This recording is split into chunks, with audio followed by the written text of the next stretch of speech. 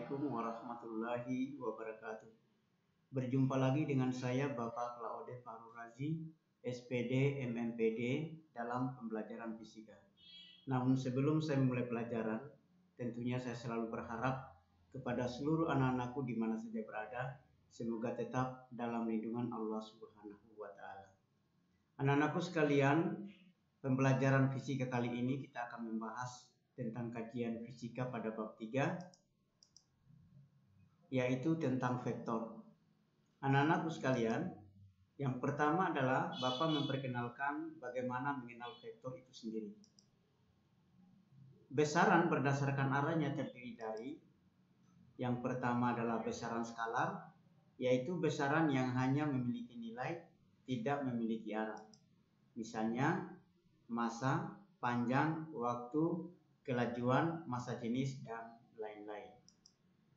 Kemudian yang kedua adalah besaran vektor, adalah besaran yang memiliki nilai atau besar dan memiliki arah. Misalnya perpindahan, kecepatan, percepatan, gravitasi, dan gaya, dan lain sebagainya. Kemudian saya memberikan contoh-contoh tentang besaran vektor dalam kajian. Saya contohkan dalam sebuah ilustrasi seperti yang tertera pada slide ini.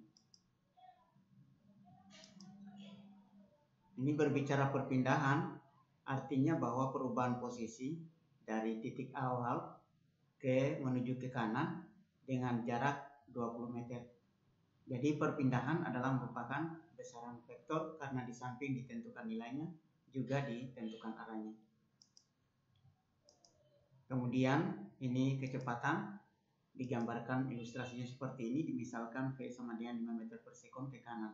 Artinya pergerakan anjing ini di samping dia memiliki besar atau nilai, juga memiliki arah. Dirumuskan di dalam fisika itu V sama dengan perpindahan dibagi waktu. Kemudian selanjutnya percepatan juga diberikan ilustrasi seperti ini. Dimisalkan A sama dengan 10 meter per sekon kuadrat ke kanan. Artinya di samping dia memiliki nilai dan besar, juga ditentukan arahnya. Rumusnya adalah A sama dengan V per T atau perubahan kecepatan dibagi waktu. Dan seterusnya juga dicontohkan di bawah ini adalah mengenai sebuah balok dengan bermassa M, kemudian dia bergerak ke kanan dengan percepatan A. Rumus gaya dapat ditentukan dengan massa kali percepatan dan diberi satuan dalam newton. Kemudian selanjutnya adalah momentum, dimisalkan sebuah bola dengan massa M, kemudian dia bergerak ke kanan dengan kecepatan V, maka akan menimbulkan momentum. Rumus P sama dengan massa kali kecepatan dan diberi satuan kilogram meter per sekon dan lain sebagainya. Ini anak-anakku sebuah ilustrasi, nanti kajiannya akan dijelaskan secara khusus di dalam pembelajaran tentang gerak lurus. Selanjutnya anak-anakku kita akan membicarakan tentang bagaimana menggambarkan vektor itu sendiri. Vektor dapat digambarkan dengan anak panah. Yang pertama kajiannya adalah anak panah menunjukkan arah yang ditunjuk oleh vektor itu sendiri. Kemudian besar kecilnya vektor dilambangkan dengan besar kecilnya anak panah. Misalnya dicontohkan di sini adalah sebuah anak panah, kemudian panjang dari pangkal ini sampai ke ujung itu menunjukkan besar daripada anak panah. Sedangkan besarnya vektor maksud saya, sedangkan tanda panah di sini adalah menunjukkan arahnya.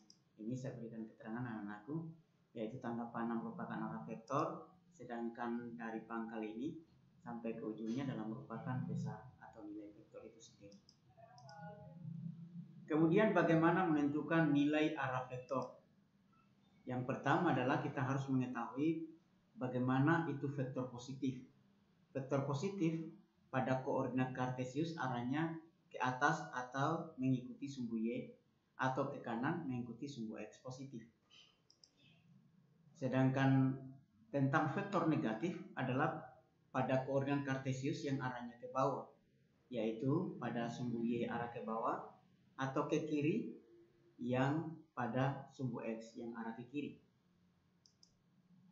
Kemudian vektor memiliki resultan yang merupakan hasil dari penjumlahan, pengurangan, atau perkalian. Dan selanjutnya adalah resultan vektor adalah anak panah yang menghubungkan titik awal atau ekor dengan titik akhir kepala atau kumpulan vektor itu sendiri.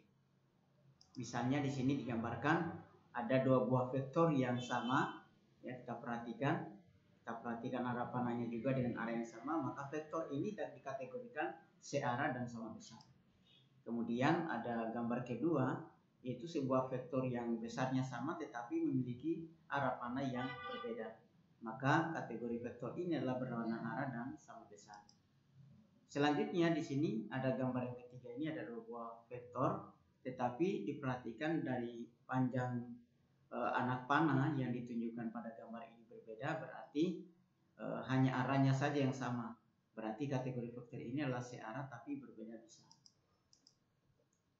Selanjutnya anak-anakku, kita membahas tentang bagaimana penjumlahan vektor dengan resultan. Penjumlahan vektor dengan resultan dapat dilakukan dalam 3 cara. Yang pertama itu adalah cara segitiga, yaitu cara menggambarkan penjumlahan dua buah vektor di mana salah satu titik tangkap vektor dipindahkan ke ujung vektor yang lain, kemudian ditarik garis lurus dari pangkal ke ujung vektor tersebut sehingga terbentuklah bangun datar segitiga. Ini saya misalkan dalam sebuah gambar ini ada dua buah vektor, yaitu vektor A dan vektor B. Nah, setelah ditentukan resultannya dengan cara segitiga, maka akan terbentuk seperti ini. Yang pertama kita pindahkan dulu vektor A dengan arah yang sama. Kemudian selanjutnya pangkal vektornya diletakkan di ujung vektor pertama seperti ini. Nah, selanjutnya untuk menentukan resultannya A ditambah B, maka kita tarik garis dari pangkal ini ke ujung vektor B. Seperti ini. Nah, garis merah ini adalah merupakan resultan vektor A ditambah B. Itu dengan cara segitiga. Kemudian yang kedua, cara poligon. Cara poligon adalah cara menggambarkan penjumlahan 3 buah vektor atau lebih dengan saling menghubungkan pangkal vektor ke ujung vektor yang lain sedemikian rupa hingga vektor terakhir. Saya misalkan ini saya gambarkan 3 buah vektor, masing-masing saya beri nama vektor P, vektor I, dan vektor R. Perhatikan arahnya. Jadi kalau kita pindahkan secara poligon, maka kita pindahkan sesuai dengan arah, sesuai petunjuk. Maka untuk menentukan resultan P ditambah Q ditambah R akan digambarkan seperti ini. Pertama pindahkan dulu P, selanjutnya pindahkan lagi Q di ujung vektor P, selanjutnya pindahkan lagi vektor R di ujung vektor Q. Nah, setelah ketiganya sudah dihubungkan, maka tarik garis dari pangkal vektor pertama ke ujung vektor terakhir. Nah, di garis yang merah ini adalah merupakan resultan vektor, yaitu P ditambah Q ditambah R.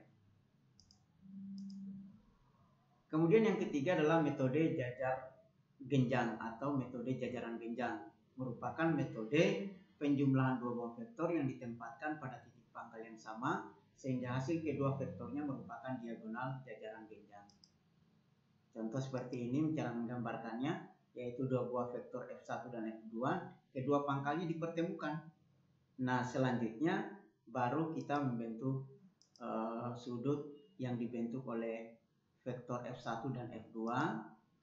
Kemudian kita tentukan garis yang sejajar ini untuk membentuk pola jajaran genjang, kemudian garis yang sejajar dengan F2. Nah, setelah seperti itu, maka kita tarik garis diagonal yang membagi dua wilayah ini, sehingga untuk wilayah ini dengan vektor F2 dengan besarnya sudut beta, kemudian vektor F1 terhadap garis diagonalnya adalah saya sebut dengan sudut gamma. Sedangkan sudut antara F1 dan F2 disebut dengan alfa. Nah, resultan adalah panjang diagonal ini adalah merupakan resultan vektor F1 ditambah dengan F2. Tentunya dalam perumusannya harus menggunakan rumus daripada jajaran genjang.